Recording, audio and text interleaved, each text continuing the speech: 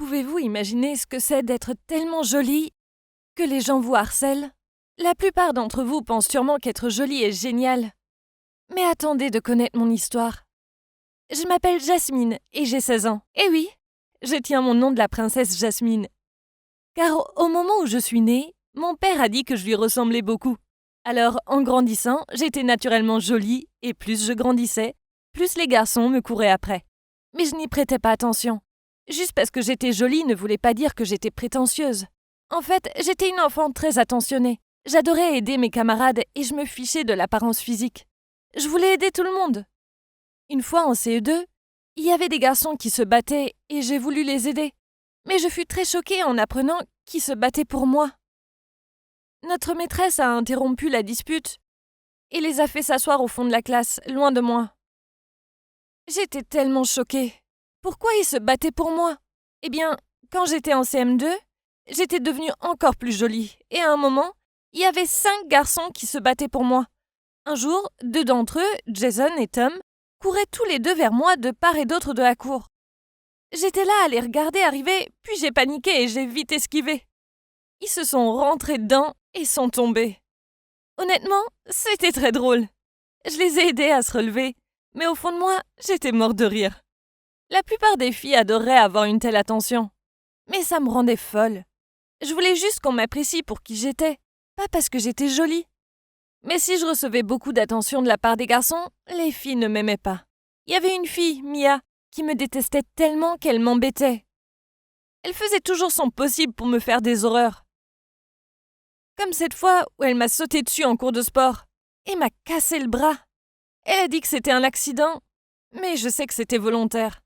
Et évidemment, je me servais de mon bras droit pour tout, donc c'était une torture. J'ai beaucoup pleuré parce que pendant des mois, je n'ai rien pu écrire. Et écrire était ce que j'aimais le plus au monde. Et ce n'était pas le seul accident horrible avec Mia. Une fois, j'étais au parc avec mon grand frère, et il m'a laissé seule au balançoire pour aller avec ses amis. Dès qu'il était hors de ma vue, j'ai vu Mia venir vers moi. Elle avait l'air en colère, et j'ai vite fermé les yeux car j'étais effrayée. Je pensais qu'elle allait me frapper. Mais soudainement, j'ai entendu quelqu'un courir, et j'ai ouvert mes yeux juste à temps pour voir mon frère lui attraper le bras, pour l'empêcher de me frapper. Il me protégeait. Mais ensuite, c'est allé trop loin. Il lui a frappé le visage si fort que son cou lui a cassé une dent de devant. Elle criait et pleurait. Et mon frère m'a attrapée, puis j'ai couru hors du parc avec lui. Après ça, Mia ne m'embêtait plus. Je suis passée au collège et je l'ai plus jamais revue. Mais ma vie ne s'était pas améliorée. Vous voyez, dans mon nouvel établissement, les uniformes étaient super moches. Je suis passée d'une jolie fille à un véritable garçon manqué. On devait porter ces t-shirts rouges avec un pantalon large beige. Honnêtement, ça ne m'allait pas du tout. Bien sûr, j'étais contente de ne plus être la raison des querelles entre les garçons. Mais je n'aimais pas me sentir moche dans l'uniforme. Puis, quand on a eu le spectacle de danse du collège, on avait enfin le droit de porter ce qu'on voulait. J'ai choisi de porter ma petite robe noire préférée qui dessinait mes formes. Dès que j'ai passé les portes pour entrer sur la piste, tout le monde me regardait. Je n'arrivais pas à croire à quel point ma tenue pouvait faire la différence. Tous les mecs essayaient d'attirer mon attention. Mais je voulais seulement danser. C'était une soirée amusante. Mais le lendemain était dingue. Je suis allée en cours et on devait rendre nos rédactions. Je suis allée rendre la mienne au prof. Puis quand je suis retournée m'asseoir, une fille qui s'appelle Paola m'a interpellée et a dit « Jasmine, tout le monde sait que tes melons sont des faux. T'as fait de la chirurgie?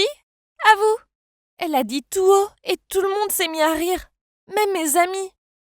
J'étais tellement gênée que je me suis enfuie en pleurant. Pourquoi disait-elle ce genre de choses?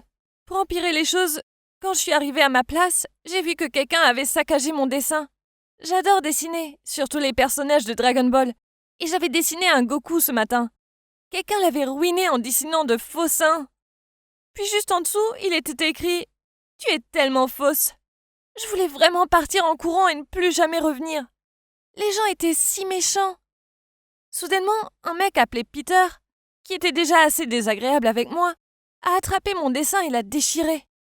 Je ne comprenais pas pourquoi on me traitait comme ça. Le reste de ma scolarité au collège fut similaire. J'étais triste et je pensais que le lycée serait mieux. Mais lors de mon premier jour, j'étais assise toute seule et j'ai entendu un groupe de filles murmurer des choses sur moi. Et c'était toutes très jolies et populaires. J'ai essayé de les ignorer. Mais deux sont venues me voir et se sont assises de chaque côté de moi. J'étais terrifiée. Mais soudainement, l'une d'elles a dit « Oh my God, t'es tellement jolie! Comment ça se fait que tu manges toute seule? Tu peux venir t'asseoir avec nous car tu es bien assez jolie. » Après mon expérience au collège, j'étais très contente qu'on soit de nouveau sympa avec moi.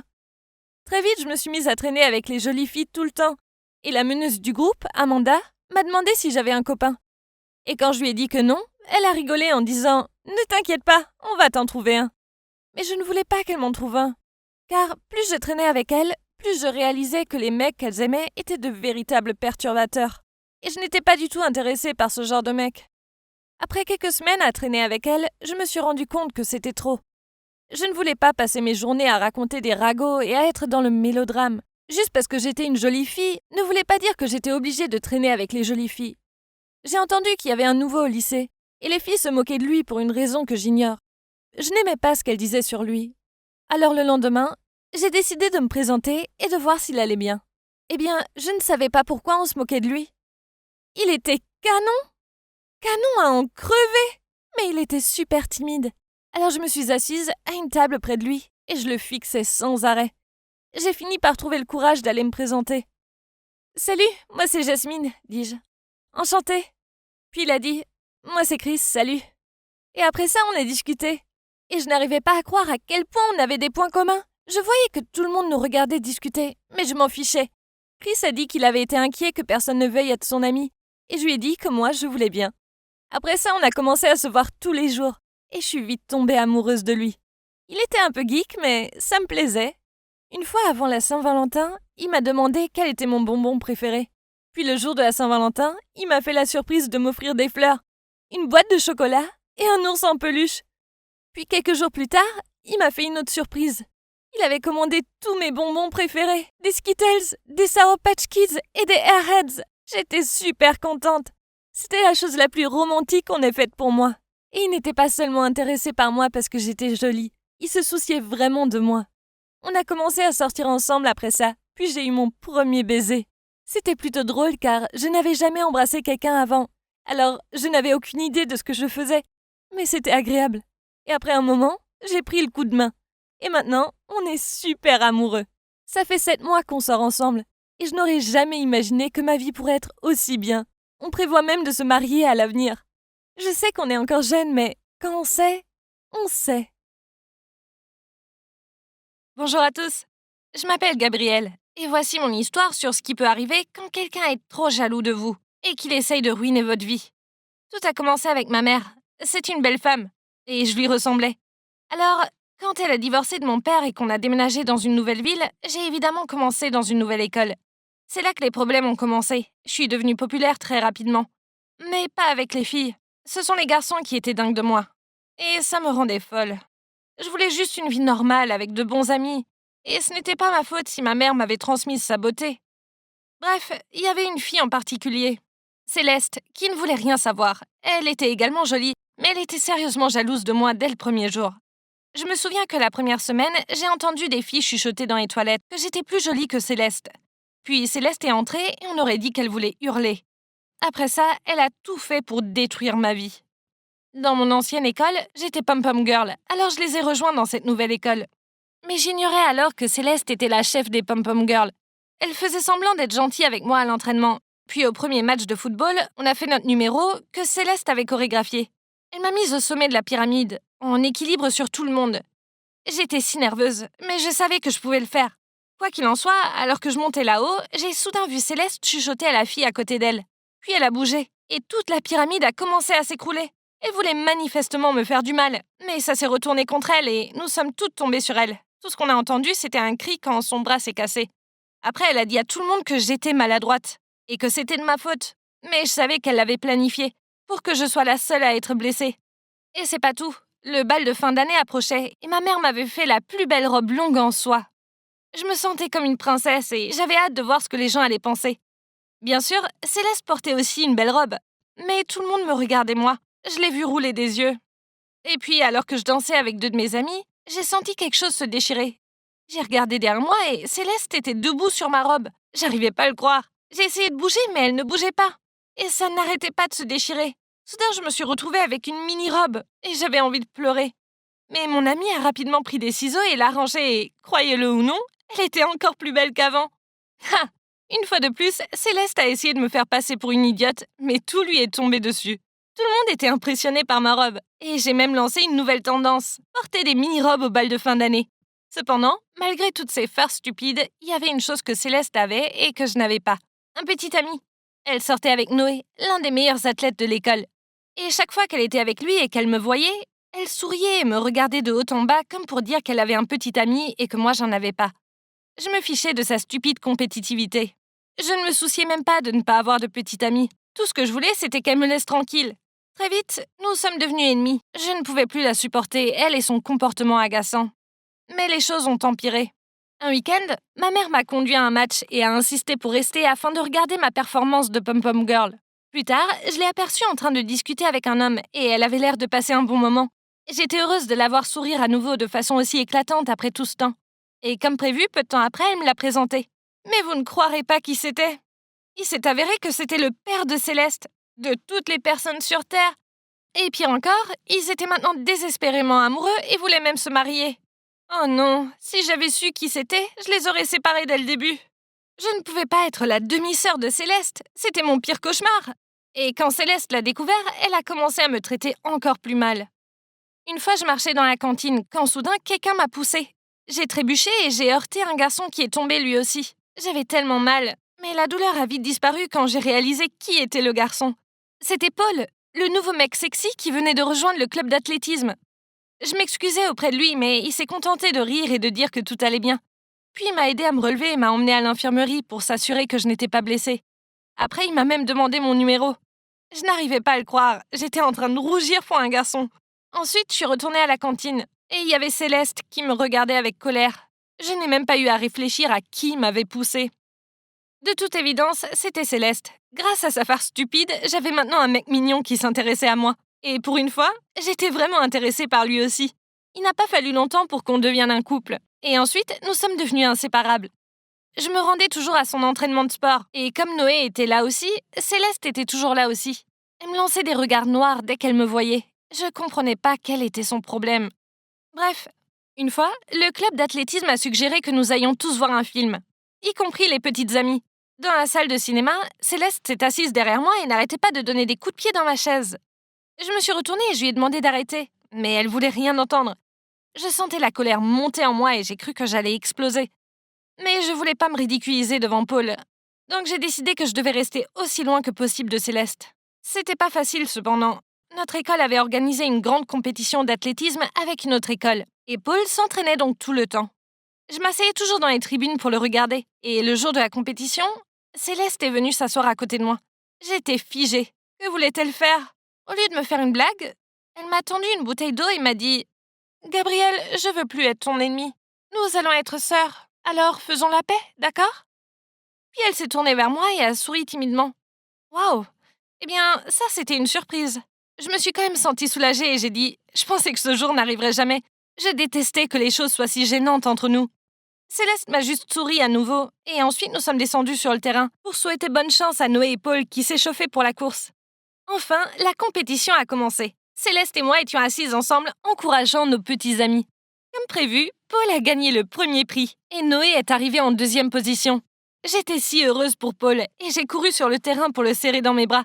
Mais soudain, des organisateurs se sont approchés de lui et l'ont escorté hors du terrain. J'avais aucune idée de ce qui se passait. Mais j'ai vu Céleste me sourire et s'éloigner. Pourquoi ce sourire? Après un moment, les organisateurs sont revenus et ont dit que Paul avait été pris en train de se doper.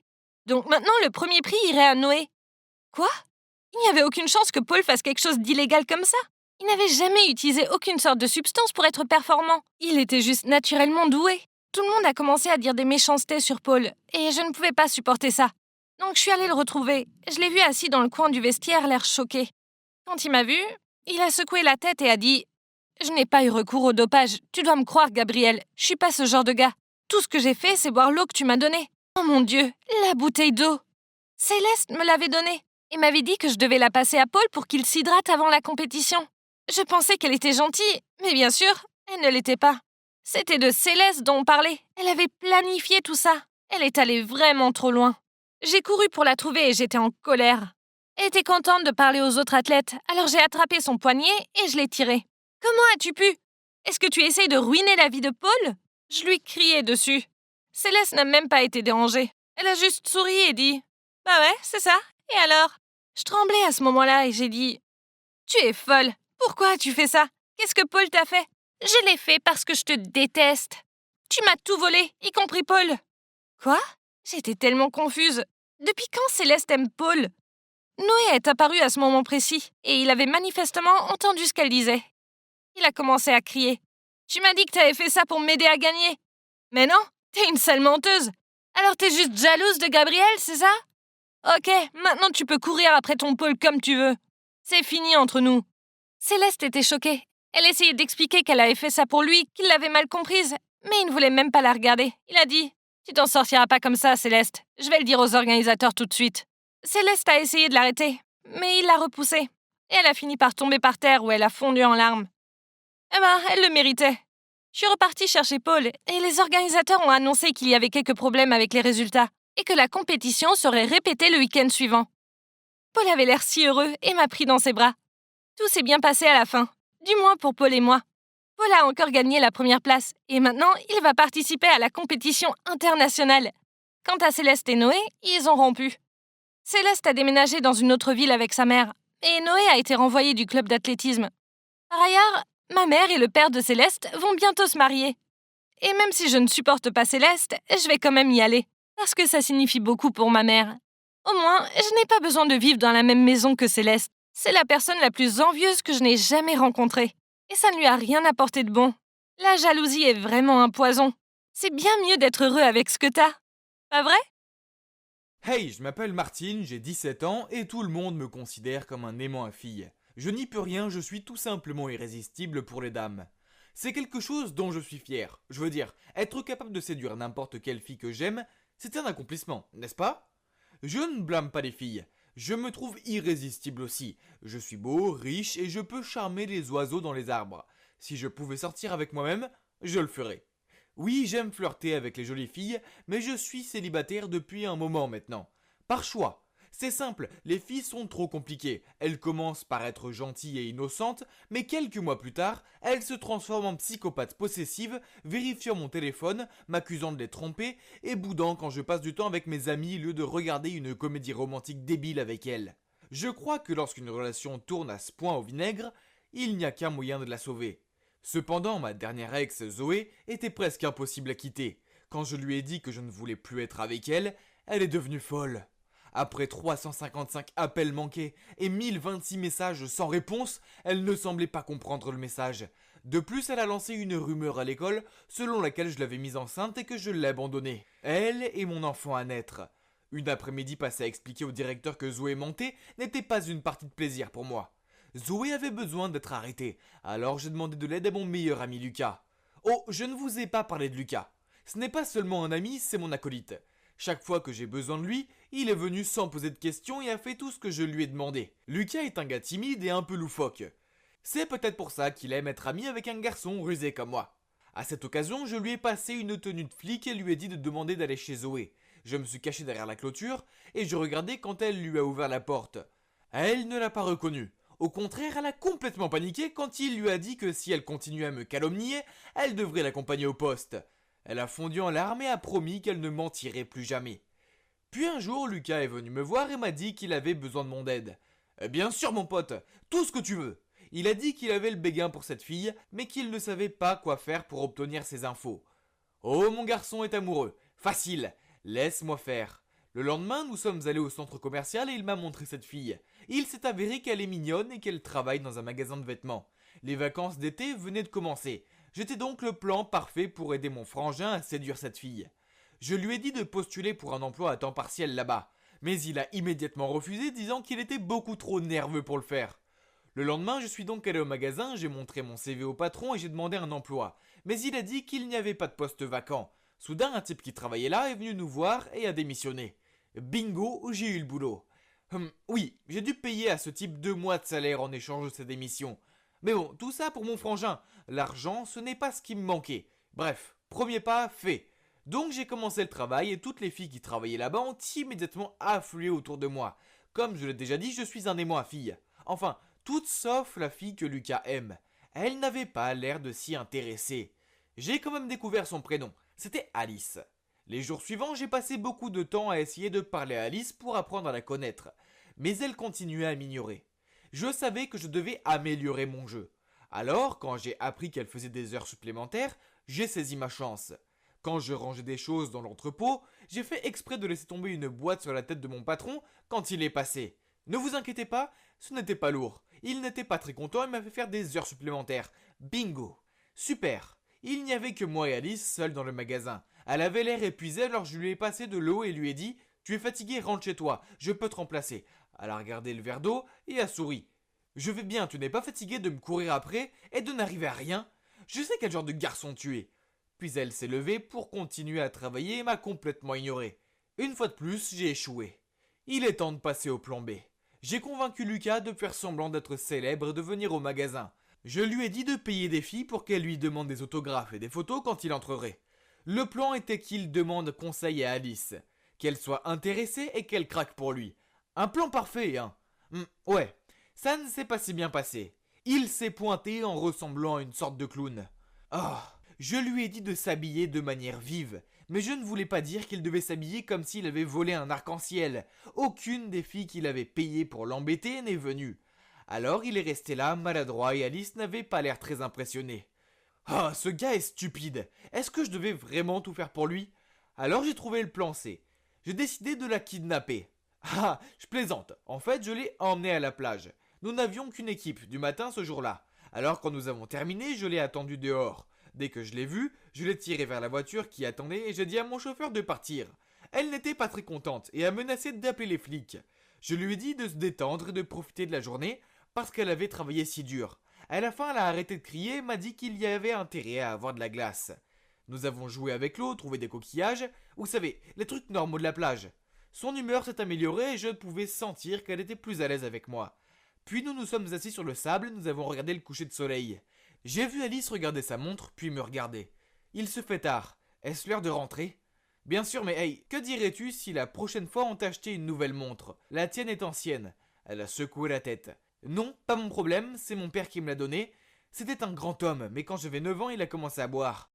Une fois, il est rentré chez lui et a frappé ma mère. Il est parti après ça, et je n'ai plus entendu parler de lui depuis. Après un bref silence, j'ai dit « Est-ce qu'il te manque ?» Elle avait l'air triste en disant « Oui, mais je sais pas si je lui pardonnerai. Chaque fois que je pense à lui, je regarde cette montre. Mon père a gravé mon nom dessus tout seul. » Je l'ai réconforté. « Ne pense pas trop. Je comprends ce que l'on ressent quand on perd un être cher. Ma mère est décédée quand j'étais petit. Je vis avec mon père, mais il ne me donne que de l'argent, au lieu de son temps. Il ne s'occupe pas de moi comme ta mère le fait pour toi. » Je l'ai regardée et elle m'a rendu un regard compatissant. J'ai soudainement senti mon cœur battre. Alice était une fille si gentille. Mais non, je me suis rappelé que je faisais ça pour Lucas. Nous nous sommes donc levés, nous sommes rentrés chez nous. J'ai demandé à mon chauffeur de la déposer chez elle, ce qui m'a permis de découvrir où elle vit. Pour aller chez elle, nous devions passer par une ruelle très longue et sombre, alors j'ai une idée géniale. Je payerai des gars pour qu'ils se fassent passer pour des voyous et Lucas pourrait arriver et la sauver. Le héros et la demoiselle en détresse. Vieux jeu, mais ça réussit à tous les coups. Le jour de la fausse attaque est arrivé et je me suis caché derrière les bannes à ordures. J'ai vu Alice arriver et ensuite les deux voyous se sont montrés. Attends, qui étaient ces gars? Ce n'étaient pas les gars que j'avais engagés. Soudain Lucas s'est précipité pour sauver Alice. Oh non, il ne savait pas que c'était de vrais voyous. Je l'ai vu se faire plaquer au sol. Je suis trop beau pour me battre, mais dans ces circonstances j'ai dû faire une exception. Alors j'ai sauté et j'ai donné des coups de karaté aux méchants. C'est à ce moment que mes hommes de main sont arrivés et m'ont aidé. Wow, quel bon timing. Lucas et moi avons ramené Alice à la maison avant d'entrer. Elle m'a regardé avec des yeux reconnaissants. Elle a dit « Merci beaucoup ». J'ai posé ma main sur l'épaule de Lucas et j'ai forcé un sourire. Oh, pas du tout, je passais juste par là et j'ai vu ce brave type t'aider. Puis elle m'a souri et est rentrée dans sa maison sans le regarder une seule fois. Lucas a dit « Merci mon frère ». J'ai répondu « Je suis désolé mon pote, ça a encore foiré ». Et à ma grande surprise, Lucas a dit « C'est bon, je pense que je dois abandonner de toute façon. Je n'ai pas le courage de la revoir. » Mais j'ai pu voir la façon dont elle te regardait. Je sais que j'ai été vaincu. Mais tu as craqué pour elle, n'abandonne pas. Ne t'inquiète pas, lâcher prise ne signifie pas abandonner, mais plutôt accepter qu'il y a des choses qui ne peuvent pas se réaliser. Et toi, donne-lui une chance et essaie d'être sérieux cette fois. C'est une fille bien. Cette nuit-là, j'ai pensé à ce que Lucas avait dit. Il s'est avéré qu'il avait raison, j'avais des sentiments pour Alice et je devais le lui dire. Le lendemain, je me suis approché d'elle après le travail et j'ai commencé à balbutier un tas de bêtises. Mais j'ai vu quelqu'un s'approcher de nous. Zoé. Elle m'a regardé et a dit « eh bien, on dirait que tu as une nouvelle petite amie ?» Puis elle s'est tournée vers Alice. « Et fais attention avec lui, il aime bien piéger les filles puis les larguer. Ne l'aime pas trop, sinon il va appeler un flic chez toi et te larguer comme il l'a fait avec moi. » Alice m'a regardé fixement, l'air choqué. « C'est vrai ?» Puis quand je suis resté silencieux, elle a éclaté en sanglots. « Je savais que tu étais un con, mais j'ai quand même craqué pour toi. » J'ai essayé de la prendre dans mes bras pour la calmer, mais elle continuait à me repousser. Puis soudain, sa montre est tombée et j'ai entendu un bruit de craquement. J'avais accidentellement marché dessus. Je l'ai ramassée, elle ne fonctionnait plus. Elle m'a crié dessus. « Comment as-tu pu ? Tu savais combien cette montre comptait pour moi ?» Je ne savais pas quoi faire alors je me suis enfui. Je sais, je suis un con, mais j'allais réparer ça. En commençant par la montre. J'ai erré dans un marché d'occasion à la recherche d'un horloger et ma recherche m'a conduit à une maison appartenant à un homme grincheux. Il a d'abord refusé de m'aider, mais lorsque j'ai sorti la montre, il a regardé fixement et a dit qu'il m'aiderait à une condition. Le lendemain, j'ai donné la montre à Alice et lui ai demandé de me pardonner. Elle me l'a prise avec colère, mais en la regardant, elle semblait confuse quand elle a vu qu'elle était réparée. « Comment ?» m'a-t-elle demandé. Je suis allé voir quelqu'un et cette personne veut aussi s'excuser auprès de toi. Je lui ai fait signe de se retourner. L'horloger est sorti et le visage d'Alice s'est effondré. C'était son père. Elle lui a crié dessus. « Pourquoi es-tu là ?» Je savais que je devais désamorcer la situation, alors j'ai dit « Quand je suis allé réparer cette montre, il l'a reconnue et m'a supplié de l'aider à te parler. Il t'aime toujours autant. » Le père d'Alice a dit « Alice, je veux juste m'excuser auprès de toi et de ta mère. Ces 7 dernières années, je me suis senti si seul. S'il te plaît, pardonne-moi pour que je n'ai plus à vivre dans le tourment. » Ainsi, après une longue conversation, ils se sont finalement expliqués. Alice a accepté de pardonner son père seulement s'il allait chez elle et s'excuser auprès de sa mère. Quant à moi et Alice, eh bien, elle m'a timidement remercié après cela et bien sûr, elle m'a pardonné. Je lui ai dit que je l'aimais et elle a ri, m'a donné un coup de poing dans le bras puis elle m'a dit qu'elle m'aimait aussi. Donc nous sommes maintenant un couple officiel. Je suis peut-être un aimant à fille, mais je suis maintenant l'homme d'une seule femme. Ne vous inquiétez pas, mesdames, mon meilleur ami Lucas est toujours disponible pour des rencarts et c'est un bon parti. Vous êtes-vous déjà demandé ce que serait la vie d'un parent? Et si vous deveniez soudainement un parent? Et que votre parent devenait un adolescent? Eh bien, ça m'est arrivé et je suis venue ici pour vous raconter. Bonjour à tous, je m'appelle Evan et j'ai 17 ans. Mais ne vous laissez pas tromper par mon nom, car ce Evan est sorti tout droit de l'enfer. Je suppose que je n'ai jamais été un enfant facile. Quand j'étais plus jeune, j'avais beaucoup de crises de colère. Une fois, quand j'avais 8 ans, un garçon a pris le crayon vert que je voulais, alors je lui ai arraché et je l'ai cassé en deux. Il a fondu en larmes et la maîtresse s'en est mêlée et a essayé de m'envoyer dans le coin. Alors je lui ai crié dessus et je lui ai même fait quelques bleus. La maîtresse a convoqué mes parents et leur a dit que c'était la dernière chance et que j'étais expulsée. Quand ils sont venus me chercher, mon père a juste soupiré et est resté silencieux. Mais ma mère m'a crié dessus. « J'espère que tu es contente maintenant, Evan. Tu as fait honte à notre famille. Et maintenant, nous devons trouver une autre école qui accepte de te prendre. » Maintenant, 9 ans plus tard, la relation entre maman et moi est pire que jamais. On ne se met jamais d'accord sur quoi que ce soit. Pour être honnête, nous sommes comme des étrangères. Elle n'a absolument aucune idée de ce que c'est que d'être une adolescente. Et ces règles super strictes sont ridicules, telles que pas de petite amie avant mes 18 ans, pas de fête, pas d'alcool, interdit de rester dehors après 20h30, pas de nourriture malsaine. Non, non, non, non, non. Elle était une telle rabat-joie. Bon sang, qui était-elle pour essayer de me contrôler comme ça? Avec mon caractère, j'ai essayé de trouver un moyen de contourner ces règles stupides. J'ai fait croire que je faisais une soirée pyjama entre filles chez mon amie Clara. Puis, j'ai fini par aller à une fête. J'ai dit que j'étais à un club après l'école, alors qu'en fait, j'étais à un rencard avec un garçon. Et j'ai jeté à la poubelle le lunch sain qu'elle m'avait préparé et j'ai commandé un hamburger gras avec des frites au fromage à la place. Je détestais le fait que maman ruine ma vie avec toutes ces règles stupides. Et elle détestait le fait que je ne la respecte pas assez pour suivre ces règles stupides. À cause de ça, on se disputait. Beaucoup. Et mon petit frère John et mon père se retrouvaient souvent coincés au milieu. Je suppose qu'ils ne supportaient pas l'atmosphère glaciale qui régnait entre nous. Alors ils ont fini par organiser eux-mêmes une sortie en famille. Et ça n'allait certainement rien arranger. Rien. Ces règles nous suivaient toujours au parc. Et elles m'avaient même empêché de parler à ce gars vraiment mignon. Et m'avaient crié d'aller m'occuper de John. Oh, je n'étais pas ici pour être une bonne. Quand on est rentré à la maison, elle a insisté pour que je l'aide à préparer le dîner. Alors j'ai servi une bière à papa, et quand j'ai pensé que maman ne regardait pas, j'ai bu le reste de la canette. Soudain, ma mère a crié « Qu'est-ce que tu crois faire ? Tu es trop jeune pour boire !» Ah, j'ai juste roulé des yeux et dit « Quoi ? C'était juste une toute petite gorgée. Arrête d'être si rigide. Sinon, tu vas devenir un vieux pruneau tout ridé. » Puis j'ai jeté la canette par terre et je suis partie. Elle m'a jeté un regard féroce, mais je m'en fichais. Comment pouvait-elle être aussi sérieuse ? Ainsi, lorsque nous étions tous assis autour de la table pour dîner, je pouvais sentir la tension entre maman et moi. Elle a passé à John une assiette pleine de nuggets de poulet, mais elle m'a passé une assiette pleine de brocolis. Burk. Où sont mes nuggets ? J'ai demandé. Maman a répondu. John est un garçon en croissance. Par contre, toi, tu as besoin de manger des légumes car tu deviens un petit peu rondelette. Comment ose-t-elle ?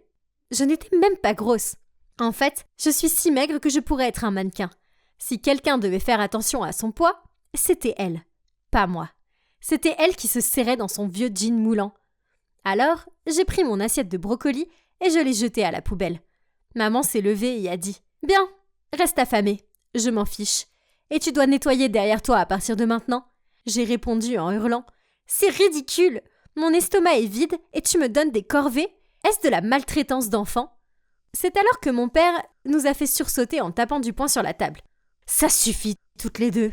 Commencez à agir comme des adultes. » Nous avons toutes les deux murmuré « Désolée. » Puis papa a eu une idée folle. « Ok, si vous ne pouvez pas vivre en harmonie, pourquoi ne pas échanger vos places ?»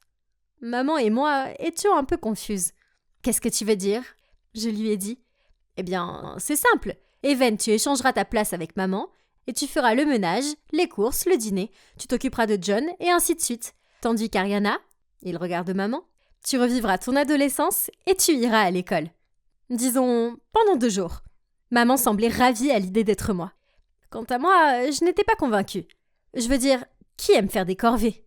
De plus, demain à l'école, c'était le jour du pique-nique des classes, ce qui signifiait pas de cours, beaucoup de nourriture savoureuse et beaucoup de temps à contempler les garçons mignons.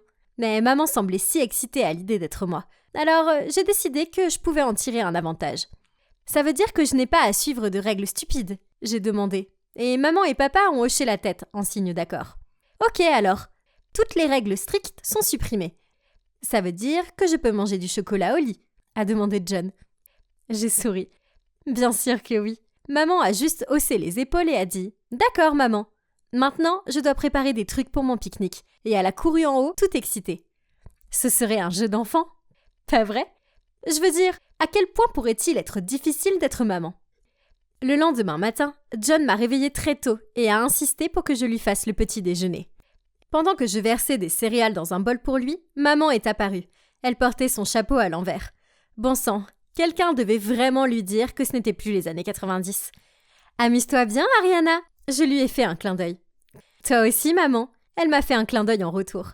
Je l'ai regardée par la fenêtre alors qu'elle montait dans le bus scolaire. Et elle s'est tournée vers moi et a fait le signe de la paix.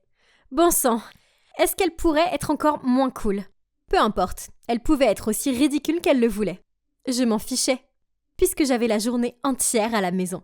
Ou du moins, jusqu'à l'heure d'aller récupérer mon frère à l'école. Je n'ai pas pris la peine de charger le lave-vaisselle. J'ai évité l'énorme pile de linge et j'ai décidé de passer la matinée sur le canapé à regarder un film de gonzesse et à me vernir les ongles. Ah, c'était la belle vie. Quelques heures ont passé et je me suis tellement ennuyée et j'ai eu faim. Alors je suis allée dans la cuisine pour chercher de la nourriture. Mais les placards étaient vides. Alors j'ai remarqué une liste de courses et de l'argent sur le comptoir. À contre-cœur, je me suis dirigée vers le magasin du coin. Mais j'ai ignoré la liste et j'ai acheté plein de snacks. C'est moi la maman, c'est moi qui fixe les règles. Finalement, je me suis tellement ennuyée que j'ai fini par faire la lessive. Je ne savais pas vraiment ce que je faisais. Alors, j'ai tout jeté dans la machine. J'ai tripoté le cadran et j'ai espéré que tout irait bien. Puis mon téléphone a sonné. C'était Clara. Alors j'ai répondu et elle a dit « Hey, pourquoi ta mère est ici à ta place ?» Je lui ai parlé de l'échange et je lui ai demandé ce que ma mère faisait. Elle s'est tue pendant 1 seconde, puis elle a dit « Eh bien, elle apprécie vraiment le pique-nique. En fait, elle montre à Madame Puller ses compétences en matière de dabbing. » Quoi ? Ma mère faisait du dabbing, ce que personne ne faisait plus, et devant notre ancien professeur de sciences. Est-ce qu'elle essayait de m'humilier? Peu importe. Ma mère pouvait s'y mettre. J'avais des tâches ménagères à faire. Bon sang, c'est quoi ces corvées? On dirait vraiment qu'elles ne finissent jamais. À la fin de la journée, j'étais tellement épuisée que j'ai commandé des plats à emporter pour tout le monde et je me suis effondrée devant la télé. J'ai finalement eu l'occasion de rester dehors tard, mais je n'avais pas l'énergie pour le faire. Puis, le lendemain, alors que je faisais encore d'autres tâches ménagères, mon ami Patrick m'a envoyé une photo. C'était maman. Elle portait une tenue de pom-pom girl qui laissait apparaître son ventre. Quoi? Elle était juste à un match de foot décontracté. Personne ne s'habille pour ça.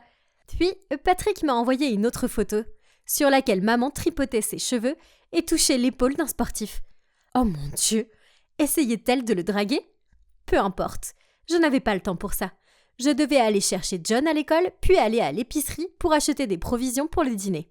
En arrivant à la maison, nous avons trouvé maman écroulée sur le canapé, entourée d'emballages et de canettes vides. En me voyant, elle a dit « Oh, tu es de retour ?» J'ai dit à John d'aller dans sa chambre, puis j'ai foncé vers maman et lui ai dit « C'est quoi tout ce bazar? Nettoie tout ça. » Elle m'a juste souri. « Non, tu ne nettoies jamais. Alors pourquoi devrais-je le faire?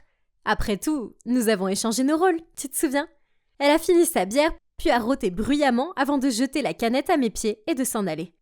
C'était tellement agaçant. J'avais déjà rangé le salon une fois aujourd'hui, et maintenant, je devais le faire à nouveau. Ma mère était si injuste. Puis, lorsque j'ai enfin réussi à prendre 5 minutes pour me détendre, avec un chocolat chaud, des bruits sourds sont venus de l'étage. C'était sa musique. Elle était si forte qu'elle faisait trembler le plafond. Bon sang, elle était si désagréable. Et puis soudain, j'ai réalisé que c'était comme ça que j'agissais. Maman était juste moi. Donc, ok, je suppose que j'étais un peu dure parfois. Je suppose qu'être maman n'était pas aussi facile que ça en avait l'air. J'ai donc décidé de me racheter en préparant un délicieux dîner. Mais il y avait un problème, je ne sais pas cuisiner. En fait, la dernière fois que j'ai essayé de cuisiner, j'ai mis le feu au poêle et à la casserole. Donc, par mesure de sécurité, j'ai demandé à Clara et Patrick de m'aider. Ils avaient pris des cours de cuisine, donc ils savaient ce qu'il fallait faire. Nous avons fait un festin de côtes barbecue, de hamburgers, de pain de maïs, de salade, de ponche au raisin et, pour le dessert, un fondant au chocolat et une tarte aux myrtilles. Je vous jure qu'ils avaient l'air si bons que j'avais envie de baver dessus. Maman est descendue en mâchant son chewing-gum et en faisant défiler son téléphone. Puis elle a regardé la nourriture et a bégayé. Comment as-tu fait tout ça? Même moi, je ne pourrais pas faire autant de plats. J'ai haussé les épaules et j'ai dit « J'ai eu un peu d'aide de mes amis, c'est tout. » Puis, je me suis arrêtée devant maman et j'ai dit « Je suis désolée d'avoir été une mauvaise fille. Je sais que tu fais beaucoup pour moi et je te promets que je serai meilleure à partir de maintenant. » Maman a commencé à pleurer et a dit « Je suis désolée aussi. Je sais que ce n'est pas facile d'avoir ton âge. Je n'arrive pas à suivre les tendances. Je croyais que le dabbing était populaire. Quoi qu'il en soit, à partir de maintenant, je serai juste envers toi et nous nous amuserons ensemble. » Après ça, on s'est fait un câlin. Puis mon père s'est levé et a dit « Bien, maintenant, quelqu'un veut échanger sa place avec moi ?» John a immédiatement levé la main et tout le monde a pu voir ses yeux s'illuminer. Aussitôt, nous avons tous éclaté de rire en pensant qu'un jour, John ira au travail et parlera de dinosaures aux réunions, tandis que mon père construira un château en Lego pour la petite amie de John à la maternelle. Ma famille est maintenant plus heureuse que jamais. Tout cela grâce à l'idée folle de mon père. Vous ne devriez jamais manquer de respect à vos parents. Sinon, vous pourriez vous retrouver à leur place. Littéralement. Et croyez-moi, je suis prête à accepter des règles strictes et des parents exigeants, si l'alternative est de faire les courses et les tâches ménagères. Parfois, dans la vie, nous faisons des choses dont nous ne sommes pas fiers. Mais honnêtement, si je devais revenir en arrière et tout recommencer, je ne changerais rien. Écoutez mon histoire et dites-moi si vous pensez que j'ai fait le bon choix. C'était un parcours de fou. Je m'appelle Delphine et j'ai grandi orpheline. Lorsque j'avais seulement 5 ans, mes parents ont été arrêtés car ils appartenaient à une sorte de mafia. Je n'avais pas de famille. Alors on m'a envoyée dans un orphelinat.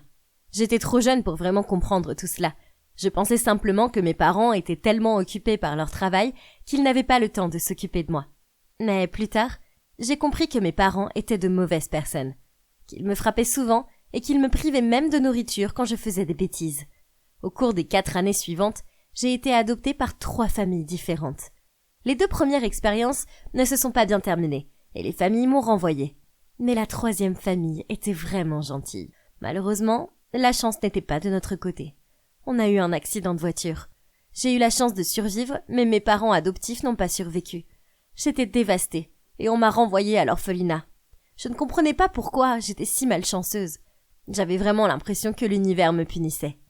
Les années ont passé et aucune autre famille ne m'a adoptée. Alors dès que j'ai eu 18 ans, je suis partie et j'ai décidé de recommencer ma vie toute seule. Mais ce n'était pas facile. Je n'avais pas eu de véritable éducation et je n'arrivais pas à trouver un travail décent. J'ai fait beaucoup de boulot au hasard, comme livreuse de pizza, distribuer des prospectus dans la rue et travailler un peu dans un supermarché. Mais l'argent n'était jamais suffisant. Je détestais l'admettre, mais il m'arrivait de voler des provisions au travail. Cependant, une fois, je me suis faite prendre et bien sûr ils m'ont virée. Ça craint. Comment pourrais-je tenir jusqu'à demain avec $2 dans mon portefeuille maintenant? J'ai dit à mon collègue Alice à quel point ma vie serait misérable sans ce travail. Puis Alice m'a souri et m'a dit qu'elle connaissait un autre moyen de gagner de l'argent. Elle m'a dit que ça se reproduirait une seule fois et que ce serait risqué, mais que l'argent serait suffisant pour me faire vivre pendant des années. J'étais impatiente d'en savoir plus. Mais vous ne croirez pas ce que c'était. Le travail consistait à kidnapper la fille d'une riche famille et à demander une rançon. Alice a dit que tout ce que j'avais à faire était de m'occuper de l'enfant pendant quelques jours dans un entrepôt abandonné.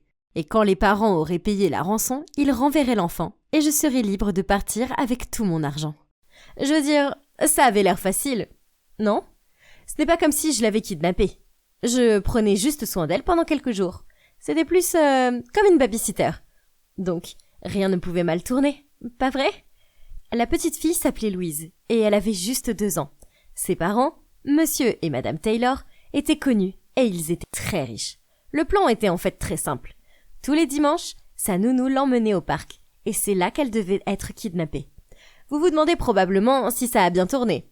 Eh bien, je ne suis pas en prison en ce moment, alors voilà. J'attendais dans l'entrepôt et ils ont amené Louise. Maintenant, tout ce que nous avions à faire était d'attendre. L'entrepôt était assez miteux, mais il y avait de quoi survivre. Au début, Louise a beaucoup pleuré et je n'arrivais pas à la calmer. J'ai essayé de lui faire écouter Baby Shark sur YouTube. Écoutez-le ou pas, ça a marché et elle a arrêté immédiatement. Dans la nuit, Alice a appelé pour dire que les parents de Louise refusaient de payer et que la police était impliquée. Oh mon Dieu! Et maintenant quoi? Ils ne pouvaient pas me laisser ici avec cette gamine. La seule option à laquelle Alice a pensé était que Louise et moi nous cachions dans la ferme de ses grands-parents pendant quelques années. Puis, quand l'affaire se serait calmée et que tout le monde l'aurait oubliée, nous pourrions laisser Louise devant un poste de police. C'était de la folie! Mais quel choix avais-je? Le visage de Louise figurait maintenant sur tous les journaux et les pages web, sans parler du fait que je ne savais rien de l'éducation d'un enfant. Quel désastre! Mais hé, au moins j'aurais pu déménager dans une ferme. Donc, le lendemain matin, le cousin d'Alice, qui transporte les légumes de la ferme à la ville, est venu nous chercher et nous a conduits en toute sécurité à la ferme. C'était parfait, parce que les grands-parents d'Alice n'avaient pas de télévision ni d'internet, donc ils ne savaient rien de l'enfant disparu. Alice leur a dit que j'étais une mère célibataire et que je n'avais nulle part où vivre. Alors, ils nous ont chaleureusement accueillis et ont dit qu'en échange, je pourrais les aider à la ferme. Ces premières semaines ont été une torture. Louise était si méchante. Chaque fois que je lui donnais à manger, elle jetait sa nourriture autour d'elle. Et une fois, elle a jeté un bol de soupe chaude sur ma tête. Après ça, j'ai été tentée de la laisser crever de faim. Je ne pouvais pas la supporter. Pour être honnête, je la détestais. Je regrettais tellement de m'être impliquée dans cette histoire à chaque fois que je voyais son visage. Mais un soir, elle était allongée sur le lit à côté de moi et j'étais impressionnée. Je suis allée la réveiller pour la descendre pour la dîner et elle était brûlante. J'ai commencé à paniquer. J'ai cherché un thermomètre et sa température était de 39 degrés. Je devais faire baisser sa fièvre. J'ai demandé aux grands-parents d'Alice de m'aider à acheter des médicaments pour elle. Je paniquais sérieusement, car elle tremblait maintenant. Je l'ai prise dans mes bras et j'ai réalisé que j'allais protéger cette petite fille quoi qu'il arrive. Elle avait l'air si innocente et j'ai senti mon cœur s'ouvrir à elle. Nous avons dû nous endormir, car je me suis soudainement réveillée 1 heure plus tard et j'ai été soulagée de voir que sa température était redevenue à la normale. Après cela, je me suis sentie plus proche de Louise. Et honnêtement, elle était plutôt mignonne. Bientôt, je cousais ses petites robes et je cuisinais ses plats préférés. Nous avions en fait beaucoup de choses en commun. On aimait toutes les deux les macaronis au fromage. On détestait les carottes et on était accros au chocolat. Très vite, une année s'est écoulée et Louise a commencé à parler. Et puis, elle a commencé à chanter. Et oh les gars, elle est la chose la plus adorable qui soit. Et puis un jour, elle s'est tournée vers moi et m'a dit « Maman, j'ai presque pleuré, je me sentais si heureuse. » Mais ce n'était pas bien, je devais la rendre à ses parents. Elle ne méritait pas de vivre une vie loin d'eux, comme j'ai dû la vivre moi loin des miens. Alors, j'ai fait quelque chose de fou. J'ai vu que les parents de Louise cherchaient une femme de ménage à temps partiel. Alors j'ai utilisé un faux nom et j'ai postulé pour le job. Je voulais savoir si c'était sûr de rendre Louise sans me faire prendre. Mais il a été immédiatement clair que quelque chose n'allait pas. C'était comme si elle ne leur manquait pas. Je veux dire, imaginez si votre enfant avait été kidnappé. Vous pleureriez sûrement beaucoup, non? Cette famille était différente. Tout ce qu'ils semblaient faire était de travailler. C'était si facile de se faufiler dans leur maison. Ils partaient au travail à 9h tous les matins et ne revenaient qu'à 19h. La chose dont je devais me méfier était Madame Roberts, la gouvernante. Un jour, je cherchais la chambre de Louise pour voir si je pouvais prendre certains de ses jouets. Mais je ne la trouvais nulle part. Il n'y avait pas une seule pièce qui ressemblait à celle d'un enfant de 2 ans. Avait-il vraiment déjà rangé sa chambre? Ou ils ont juste abandonné tout espoir? Alors, j'ai décidé de fouiller le sous-sol et, pote, j'ai trouvé une boîte pleine de jouets. Mais ce n'était pas la seule chose qui s'y trouvait. Il y avait aussi une photo froissée. Curieux, je l'ai dépliée et j'ai vu une petite fille sur la photo. J'ai gelé. Cette petite fille n'était pas Louise. Elle avait environ 5 ans et me semblait familière. C'était comme si je l'avais déjà vue auparavant. Est-ce possible? Est-ce que c'est moi? Mais pourquoi les parents de Louise avaient-ils une photo de moi? Soudain, Madame Roberts est apparue et a dit « Qu'est-ce que vous faites ici? Je savais qu'il y avait quelque chose de louche chez vous. Je vais appeler Madame Taylor. » Elle a rapidement pris son téléphone et était sur le point de composer son numéro. Je le lui ai pris, mais cette vieille dame était forte. Nous nous sommes battus pour son téléphone. Puis elle m'a lâché. Elle a eu un air choqué et m'a pointé du doigt d'une voix tremblante. Elle a dit « Tu es Delphine, n'est-ce pas ?» J'étais stupéfaite. Comment connaissait-elle mon vrai nom? Oh mon Dieu, elle devait savoir que j'avais kidnappé Louise. J'étais probablement sur le point d'aller en prison. Mais elle a continué à parler, et j'ai cru que j'allais m'évanouir. Les parents de Louise étaient aussi mes parents biologiques, ce qui faisait de Louise ma sœur. Madame Roberts m'avait reconnue parce qu'elle avait vu la cicatrice sur mon bras, qu'elle disait que j'avais eue en tombant d'un arbre. Elle travaillait pour ma famille avant même ma naissance.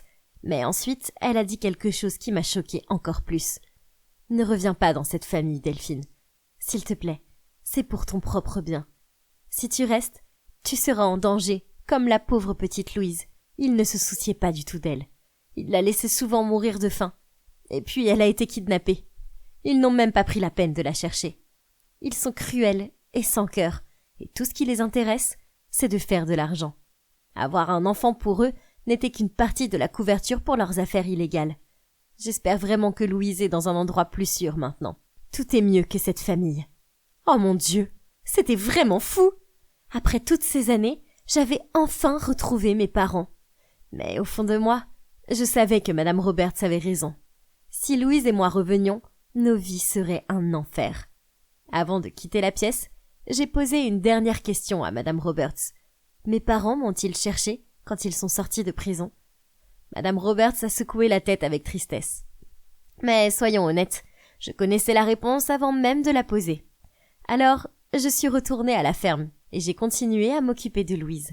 Maintenant que je savais qu'elle était ma sœur, je l'aimais encore plus. Je me suis promis de lui donner la vie qu'elle méritait. Cela fait 10 ans maintenant, et on s'en sort très bien. Nos parents ont un peu cherché Louise, mais seulement pendant 1 mois. Puis, ils ont abandonné. Madame Roberts avait raison. Ils ne se souciaient pas de Louise, ni de moi d'ailleurs. Quand on s'est sentis en sécurité, Louise et moi avons déménagé au Canada. J'ai commencé à travailler dans différents endroits, et j'ai même pris quelques cours. Il s'avère que j'ai une passion pour les plantes, ce que je dois autant passer à la ferme. J'ai donc ouvert un petit magasin de plantes, et les affaires marchent très bien. Louise est ma motivation. Et c'est grâce à elle que je travaille si dur et que je continue de me battre pour nos vies. Maintenant, nous sommes plus heureuses que nous ne l'avons jamais été. Quand Louise aura 18 ans, je lui dirai tout. Mais pour l'instant, je vais la laisser penser que nos parents ne sont pas de gens méchants et qu'ils sont juste occupés à travailler dans un autre pays. Alors, qu'est-ce que vous en pensez? Est-ce que vous êtes d'accord que j'ai fait le bon choix? Je pense que oui. Bonjour, je m'appelle Adam, j'ai 24 ans et je suis marié à Mathilde, mon amour de lycée. Même si nous n'avons pas encore d'enfants, Mathilde reste à la maison et je travaille. Ça a l'air génial. Non. Vous savez, cette femme qui était autrefois mignonne et aimante, elle est maintenant une maniaque de contrôle complètement grincheuse. Ne vous méprenez pas, je l'aime toujours beaucoup, mais bon, de qui je me moque? Je suis juste le mari soumis qui n'ose jamais s'opposer à elle. Je ne suis plus un homme libre, au contraire. Elle insiste pour que je suive ses règles, et je jure qu'elle en invente la plupart au fur et à mesure.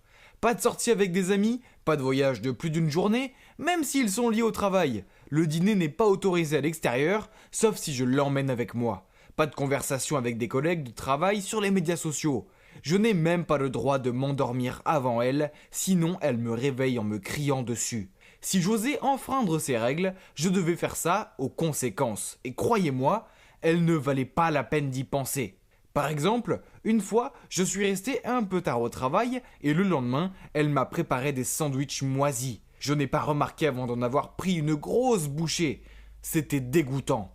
Une autre fois, j'ai rendu visite à mes parents après le travail sans elle. Et elle a rendu mes chemises blanches roses. J'ai dû aller au travail en ressemblant à la panthère rose. Et tous les jours, je rentrais du travail pour entendre ces plaintes interminables. Elle pouvait se plaindre des choses les plus ridicules, telles que la flaque d'eau à l'extérieur de notre maison, qui signifie qu'elle ne pouvait pas aller se promener, car elle ne voulait pas abîmer ses chaussures.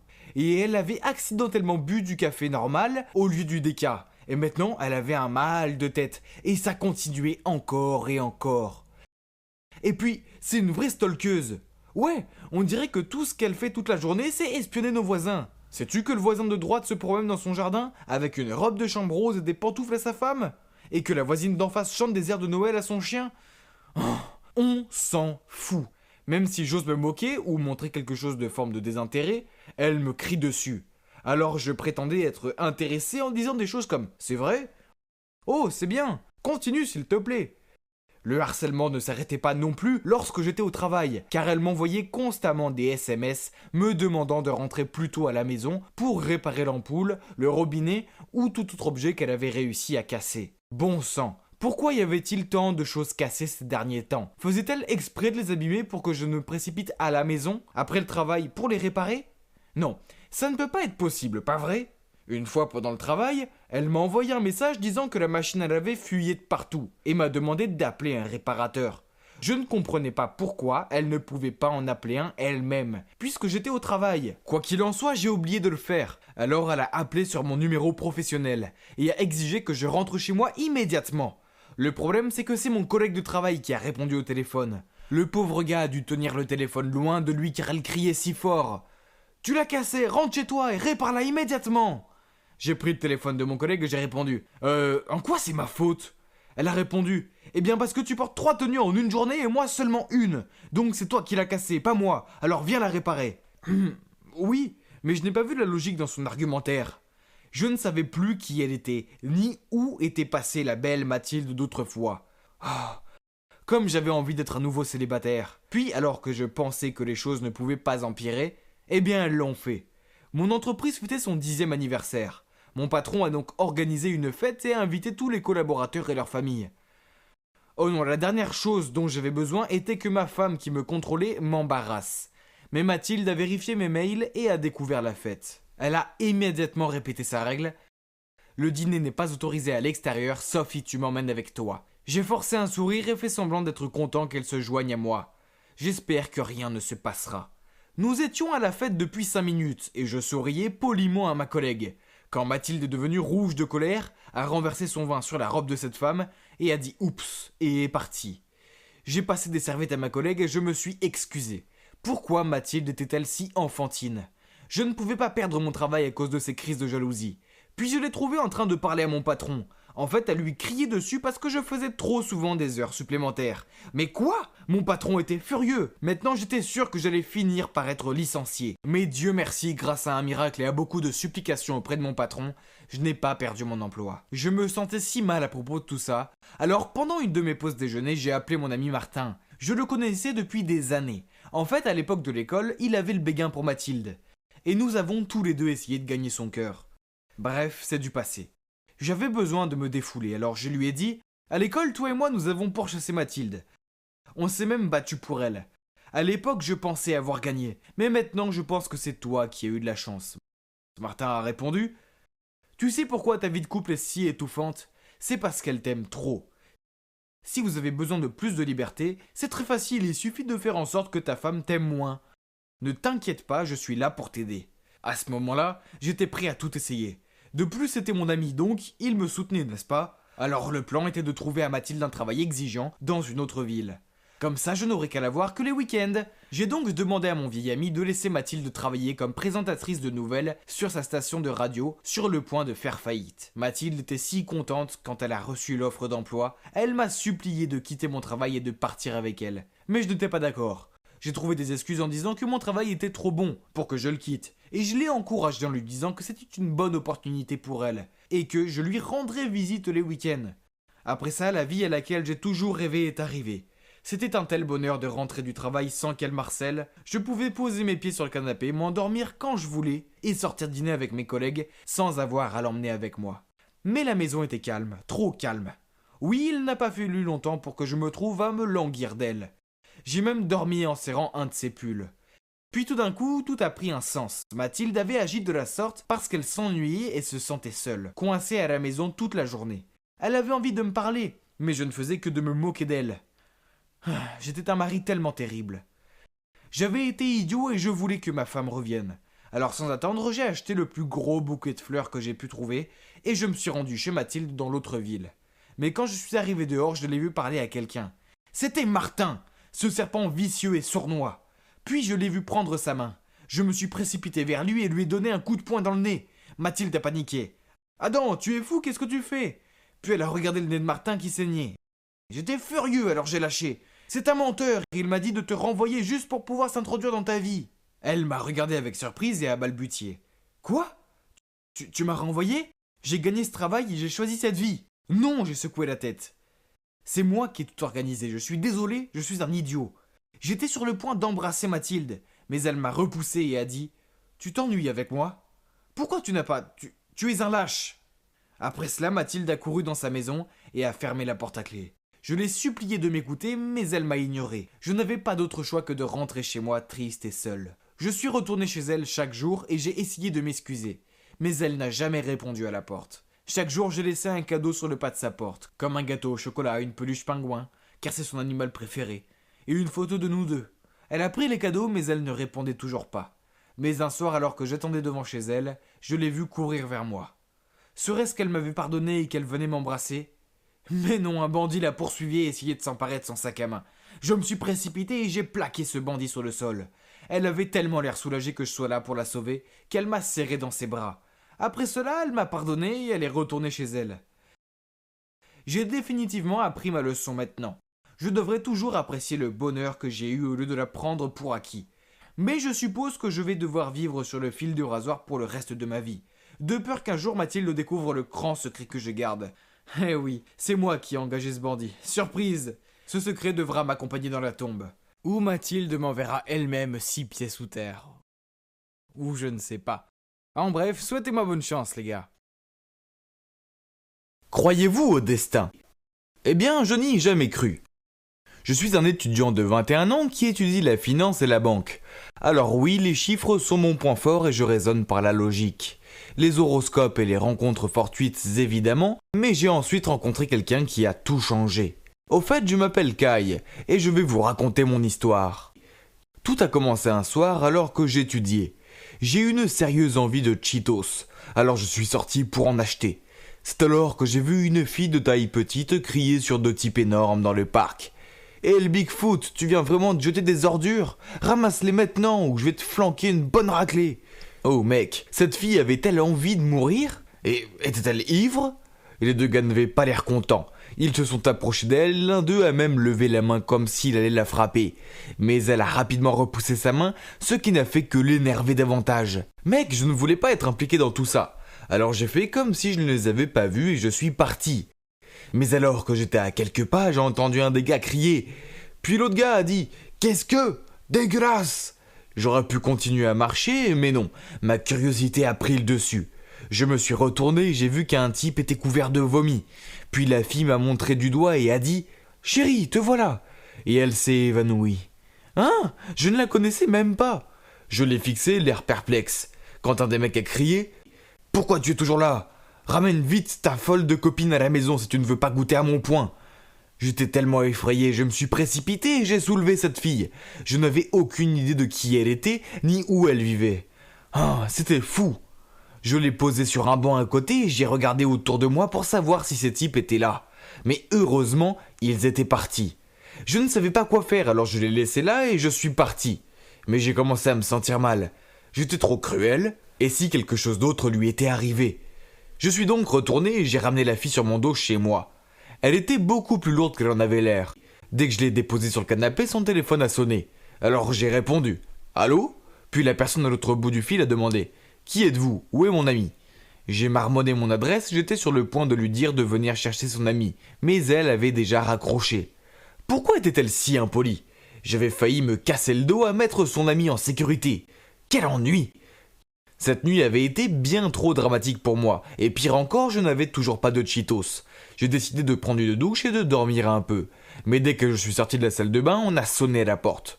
J'ai supposé que ça devait être l'ami de la fille, alors j'ai ouvert la porte. Puis deux flics m'ont immédiatement plaqué contre le mur et m'ont menotté, avant que je puisse comprendre ce qui se passait. L'un d'eux a dit que des accusations d'enlèvement et d'agression avaient été portées contre moi, et j'ai été escorté au poste. Quoi ?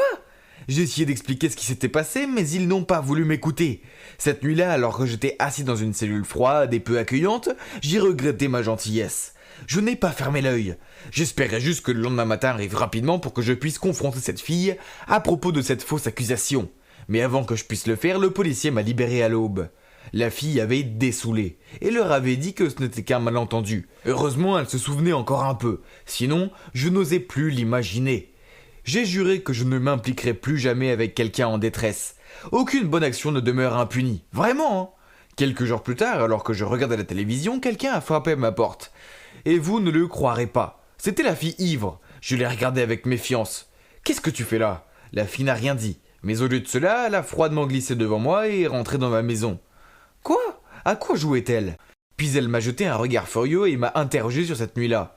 Après que je lui ai raconté tout ce qui s'est passé, elle a rigolé. Ok, je te crois. Si je ne te croyais pas, tu le saurais. Elle a brandi son poing devant moi, j'ai sursauté et j'ai failli tomber sur ma chaise. Puis elle a ricané. Maintenant j'ai faim, va préparer à manger pour ton invité. Qu'est-ce qui se passait avec cette fille ? Elle était si directe et audacieuse. Je l'ai regardée et j'ai dit « non », mais elle a continué. « Si tu ne le fais pas, je vais aller voir les flics et changer ma déclaration. » Puis elle s'est levée pour partir. Alors j'ai rapidement dit « ok, très bien. » Puis j'ai cherché à contre-cœur de la nourriture dans mes placards. Ah, les spaghettis, je vous fais confiance, vous ne me décevez jamais. Donc j'ai préparé des spaghettis avec la sauce bolognaise pour nous.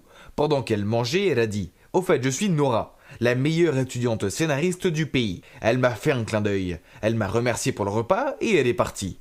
Ouf, ça doit s'arrêter là, n'est-ce pas ? Eh ben non, il s'est avéré que ce n'était que le début. Le lendemain matin, elle m'a envoyé un texto. « Viens me déposer à l'université le plus vite possible, sinon j'appelle les flics. » Elle était sérieuse ? Puis elle m'a envoyé un autre message avec son adresse et m'a dit de me dépêcher. Je me suis précipité là-bas et elle est montée dans ma voiture, m'a regardé et m'a dit « Tu es en retard !» Et c'est ainsi que je suis en quelque sorte devenu le serviteur de cette fille Nora. Ses appels et ses messages pouvaient arriver à tout moment et elle me forçait toujours à faire des choses pour elle immédiatement.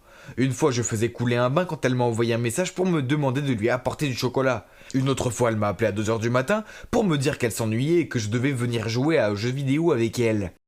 Je suis aussi devenu son chauffeur Uber non rémunéré tous les jours, de la maison à l'école et le retour. Une fois je me suis endormi, alors Nora a bombardé mon téléphone de tonnes de textos et d'appels.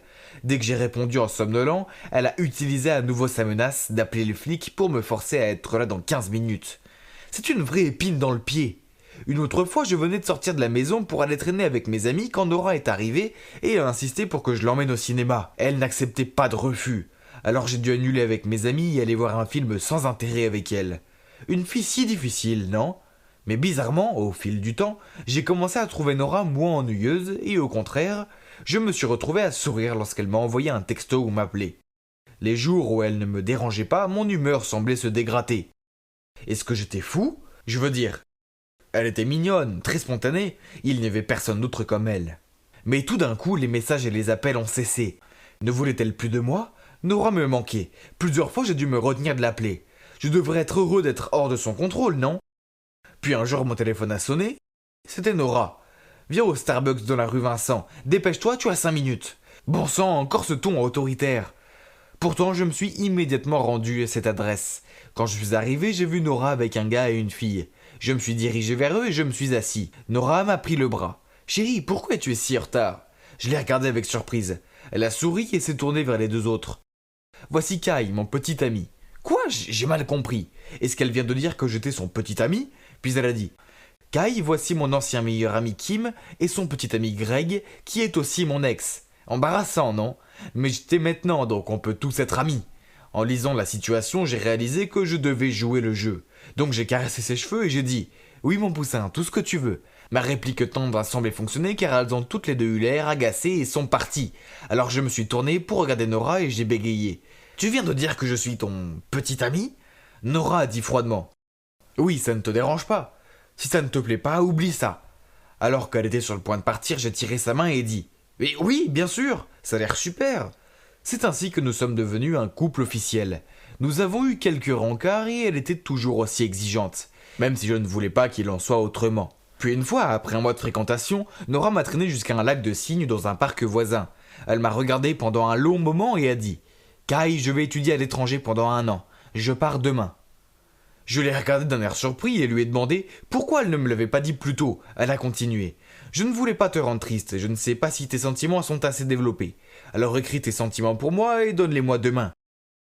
Cette nuit-là, j'ai soigneusement écrit toutes mes pensées et tous mes sentiments pour elle. J'avais encore l'espoir que cette année d'amour à distance se termine rapidement. Le lendemain, je l'ai conduit à l'aéroport et lui ai remis ma lettre. À ma grande surprise, Nora m'a également donné une lettre et m'a répété que je ne pourrais la lire qu'à mon retour à la maison. Bien sûr, je lui ai obéi. Alors, je l'ai lue dès que j'ai passé ma porte. Et waouh, je ne m'attendais pas à ça. Dans cette lettre, Nora a avoué que pendant tout ce temps, elle m'utilisait juste pour se venger de son ex, et a profité de moi pour l'oublier. La nuit de notre première rencontre, elle venait de découvrir pour lui et Kim, mais maintenant elle me regrettait la façon dont elle me traitait. À la fin de la lettre, elle a écrit « Si le destin veut que nous soyons ensemble, alors nous nous retrouverons un jour ».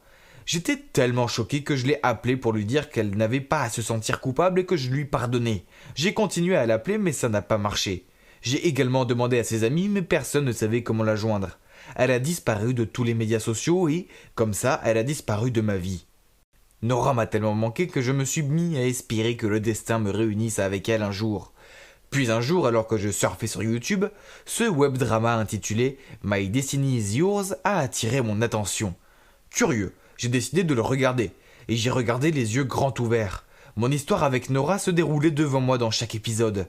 C'est Nora qui l'a écrite, mais comment l'a-t-elle terminée ? Elle s'est arrêtée au moment où la fille est partie et a coupé tout contact avec le gars. Une annonce est affichée sur l'écran. Le dernier épisode sera diffusé à 21h ce soir. J'ai regardé anxieusement les secondes s'écouler. Dans le dernier épisode, les deux personnages se sont rencontrés à un lac de cygnes. J'ai eu comme une intuition, alors sans perdre une seconde, j'ai immédiatement couru vers le lac des cygnes dans le parc voisin. Mon cœur s'est emballé quand j'ai vu une fille se tenir là. C'était Nora. J'ai couru si vite que je l'ai prise dans mes bras. Elle m'a serré dans les siens en retour, puis a dit « J'avais un peu peur que tu ne vois pas le film. » Puis elle a souri. « Mais ça n'a pas d'importance de toute façon. J'aurais pu simplement t'envoyer un texto. Viens au lac des cygnes maintenant. Et tu serais venu, non ?» Puis nous avons tous les deux éclaté de rire et continué à nous serrer dans les bras.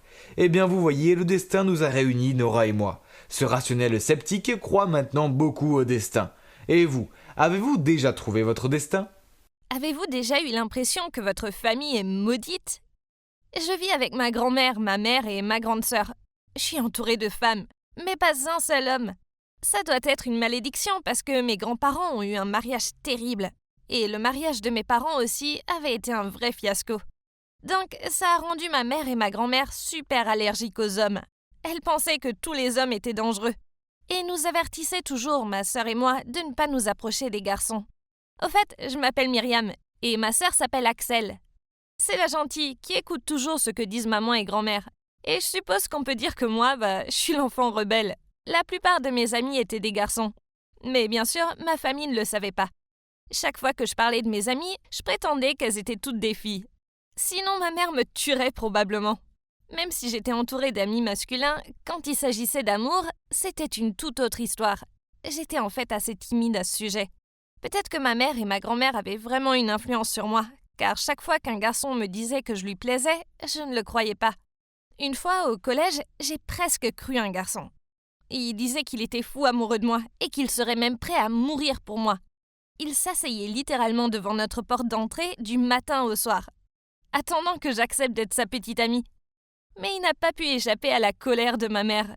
Quand elle l'a surpris, elle lui a jeté un seau d'eau et il s'est immédiatement enfui.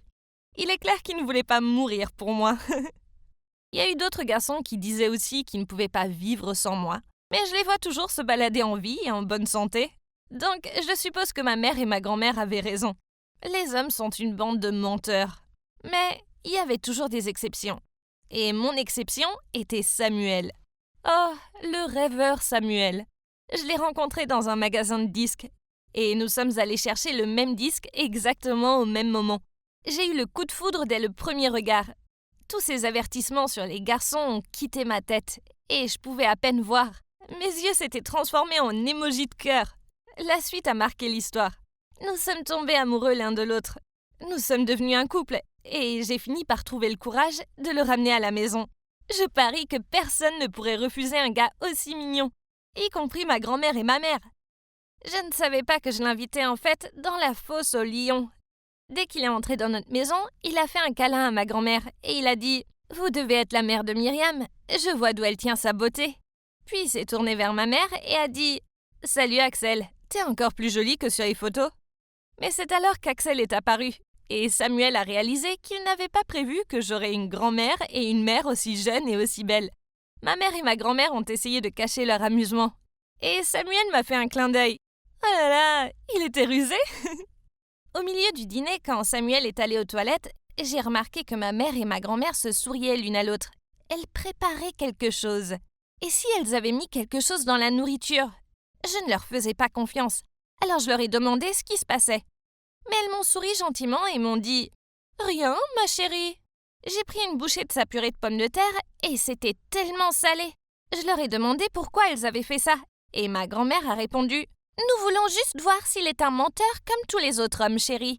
Voyons s'il choisira d'être un homme poli ou honnête. » Quand Samuel est revenu, ma grand-mère lui a demandé s'il aimait sa cuisine. Et il a répondu « C'est délicieux, merci. Ça me plaît que tu ne te prives pas de sel. Ça fait vraiment ressortir les saveurs naturelles de la pomme de terre. » Ha! Ça c'est mon mec. Bien joué, Samuel. Ma grand-mère et ma mère n'ont pas arrêté leur farce pour autant. Elles étaient déterminées à ridiculiser Samuel. Ma mère lui a demandé de l'aider à prendre le dessert dans le frigo. Et elle a mis une fausse araignée en plastique sur le gâteau. Elle voulait manifestement lui faire peur. Mais il n'est pas tombé dans le panneau. Il l'a juste enlevé et l'a laissé sur la table. Et après le dîner, ma grand-mère lui a demandé s'il voulait se joindre à elle pour fumer. Mais il a poliment refusé. Il était clair qu'il n'allait pas trouver ses faiblesses aussi facilement. Quand nous avons fini de dîner, Axel est monté dans sa chambre. Peu après, ma grand-mère et ma mère ont soudainement dit qu'elles avaient entendu quelqu'un appeler dehors. Alors elles se sont levées et sont sorties pour vérifier. Je pouvais voir leur visage frustré, car elles ne trouvaient aucune raison d'interdire mon histoire d'amour avec Samuel. Elles devaient donc sortir pour discuter. J'ai dit à Samuel d'attendre dans la cuisine pendant que j'allais les espionner. Mais dès que je suis entrée dans le couloir, toutes les lumières se sont soudainement éteintes. Et j'ai entendu quelqu'un défoncer la porte. J'étais tellement paniquée que j'ai poussé des cris incontrôlables. Et je n'ai pas pu m'empêcher de trembler, de me tenir la tête et de crier à l'aide. J'avais tellement peur. Mon Dieu, j'ai même entendu un bruit comme celui d'un pistolet qu'on charge. Étions-nous sur le point d'être cambriolés? Je suis restée là, figée sur place. J'étais terrifiée. Mais ensuite, j'ai senti une main sur mon épaule et j'allais mourir de peur. Mais heureusement, ce n'était que Samuel. Il m'a approché de lui tout en tenant quelque chose comme un bougeoir. Puis il était sur le point de me laisser là pour faire face à celui qui avait causé ça. mais j'avais tellement peur que je l'ai serré très fort et j'ai fondu en larmes. Soudain, la lumière est revenue. Et après avoir été éblouie pendant un moment, j'ai remarqué que ma mère et ma grand-mère se tenaient juste là devant moi. Ma grand-mère a crié « Qui es-tu » Je savais pas de quoi elle parlait, alors j'ai levé les yeux vers Samuel et j'ai sursauté. Oh, c'était pas Samuel, c'était un inconnu. J'ai couru vers ma mère et j'ai dit « C'est un voleur, il a une arme !» Ma grand-mère a rigolé et a dit « Il n'y a pas de voleur, idiote. C'était juste un test pour ton petit ami. On voulait voir s'il était courageux. » Puis ma grand-mère a regardé vers la cuisine et Samuel était là, replié sous la table. Vraiment ? Comment maman et grand-mère voulaient-elles qu'il réagisse dans une situation aussi dangereuse ? Bref, c'était tellement gênant de le voir comme ça. Mais attendez, qui était cet inconnu ? Soudain, il a parlé et a dit « En fait, je suis Baptiste, le petit ami d'Axel. » Ma mère et ma grand-mère ont été choquées. Ma mère a crié à l'étage « Axel, descends tout de suite !» Eh bien, c'était gênant. Il s'est avéré que Baptiste et Axel sortaient secrètement ensemble depuis plus d'1 an. Il avait même une échelle de corde qu'il utilisait pour monter dans sa chambre chaque week-end. Je n'arrivais pas à le croire. J'ai lancé un regard vers Axel. Tout ce temps, j'ai cru que cette jeune fille était innocente et qu'elle lisait dans sa chambre, alors qu'en fait, elle faisait semblant de croire à tout ce que maman et grand-mère disaient et qu'elle se faufilait avec un petit ami derrière notre dos. Bien qu'on ne puisse pas nier que Baptiste était un bon gars. Dès que les lumières s'étaient éteintes, il avait caché Axel dans un coin et était descendu pour enquêter et s'occuper de moi, sans se soucier du danger. Pauvre Samuel, il n'avait pas réussi ce test-là. Mais je ne pouvais pas lui en vouloir. Quant à ma mère et ma grand-mère, elles étaient tellement choquées qu'elles ne pouvaient même pas parler. Axel leur a demandé d'accepter Baptiste et de leur donner la permission officielle de sortir ensemble. Mais ma mère et ma grand-mère l'ont simplement ignoré et sont allées dans leur chambre. Après ça, Baptiste était souvent là. Mais ma mère et ma grand-mère l'ont traité de la même façon qu'elle l'avait fait avec Samuel, en n'arrêtant pas de le tester. Un soir, elles ont même fait un test pour voir s'il était intelligent. Et elles ont même envoyé de faux messages sur le téléphone de Axel en prétendant être un autre gars pour voir s'il serait jaloux. Mais il n'est pas tombé dans le panneau. Axel et lui formaient un couple solide. Pauvre Baptiste et Samuel, ils n'avaient pas de répit. Ma mère et ma grand-mère disaient constamment que Samuel était un lâche et que Baptiste était sournois. Et elles étaient si grossières avec eux. J'ai réalisé qu'aucun homme ne pourrait jamais les satisfaire. Leur passé les hantait toujours et leurs préjugés étaient si extrêmes. Mais peu importe à quel point elles détestaient nos petits amis, Axel et moi n'allions pas abandonner. L'anniversaire de ma grand-mère est arrivé. Et Axel et moi avions dit que nous avions un gros cadeau pour elle. La réponse de grand-mère a été « Les filles, le seul cadeau que je veux maintenant, c'est que vous larguiez toutes les deux vos petits amis. C'est la seule chose qui me rendra heureuse. » Axel a souri et a dit « Bien sûr, grand-mère, tout ce que tu veux. » Puis elle a sorti un test de grossesse et a dit « Mais grand-mère, je vais avoir un bébé avec Baptiste, mais si ça peut te faire plaisir, je romprai avec lui et j'élèverai le bébé toute seule, comme tu as élevé maman et comme maman a élevé Myriam et moi. » Ma mère et ma grand-mère semblaient sur le point de s'évanouir. Et avant qu'elles ne puissent en dire plus, j'ai continué. « Samuel et moi aussi allons rompre, même si je veux que vous sachiez à quel point je l'aime. Si tu préfères que je sois seule pour le reste de ma vie, je le ferai. Parce que, comme tu le dis toujours, les hommes sont du poison. En fait, j'ai décidé d'entrer au couvent. Je quitte l'école et je pars pour le monastère la semaine prochaine. » À ce moment-là, ma mère a fondu en larmes et m'a pris la main en disant « Bébé, non, ne choisis pas un chemin si solitaire, reste avec nous. » Ma grand-mère pleurait aussi et prenait Axel dans ses bras en disant « Chérie, ne sois pas stupide, ton bébé ne peut pas grandir sans père. Baptiste est un type formidable. Ne m'écoute pas, il est génial. Je suis tellement désolée. » Donc voilà, Axel et moi sommes toujours avec Baptiste et Samuel. Et nous ne pourrions pas être plus heureuses. Maman et grand-mère ont fini par les accepter. Et j'ose le dire, elles sont même gentilles avec eux maintenant. Il y a juste un petit problème. Comment Axel va-t-elle expliquer le fait que son ventre ne grossit pas ? Wink wink. On dirait que ma mère et ma grand-mère ne sont pas les seules à savoir tester les gens. Ça doit être dans nos veines. Souhaitez-nous bonne chance.